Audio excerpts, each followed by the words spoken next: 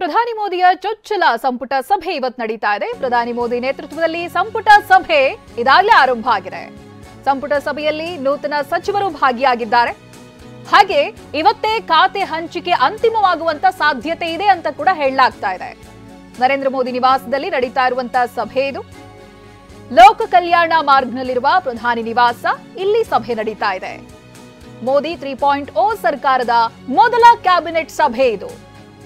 ಸಂಪುಟ ಸಭೆಯ ನಂತರದಲ್ಲಿ ನೂತನ ಸಚಿವರಿಗೆ ಭೋಜನಕೂಟ ಕೂಡ ಇದೆ. ನಿರ್ಗಮಿತ ಬಿಜೆಪಿ ಅಧ್ಯಕ್ಷ ನಡ್ಡಾರಿಂದ ಭೋಜನಕೂಟ ಕೂಡ ಆಯೋಜನೆ ಮಾಡಲಾಗಿದೆ.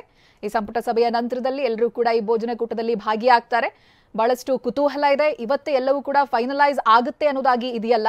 ಅದರ ಜೊತೆಗೆ ಈ ಸಂಪುಟದ ಗಾತ್ರ ಕೂಡ ಹೆಚ್ಚಿರೋದ್ರಿಂದ ಕಳೆದ 2 ಟರ್ಮ್ಗೆ ನಾವು ನೋಡಿದ್ರೆ 10 ವರ್ಷಗಳಿಗೆ ನೋಡಿದ್ರೆ ಈ ಬಾರಿ 72 ಸಚಿವರುಗಳು ಪ್ರಮಾಣ ವಚನವನ್ನ ಸ್ವೀಕಾರ ಮಾಡಿದ್ರು. ಅದಾದ ನಂತರದಲ್ಲಿ ಬಹಳಷ್ಟು ಪ್ರಶ್ನೆಗಳು ಹುಟ್ಟುಕೊಳ್ಳುತ್ತು. ಯಾರಿಗೆ ಯಾವ ಖಾತೆಯನ್ನ ಹಂಚ್ತಾರೆ, ಜೊತೆಗೆ ಇನ್ನೊಂದು ಜವಾಬ್ದಾರಿ ಅಂತ ಹೇಳಿದ್ರೆ ಮೈತ್ರಿ ಇರಬೇಕಾದ್ರೆ ಪ್ರಬಲ ಎಲ್ಲಾ ಖಾತೆಗಳನ್ನ ತಮ್ಮಲ್ಲೇ ಉಳಿಸ್ಕೊಳ್ಳೋದು ಸಾಧ್ಯನಾ?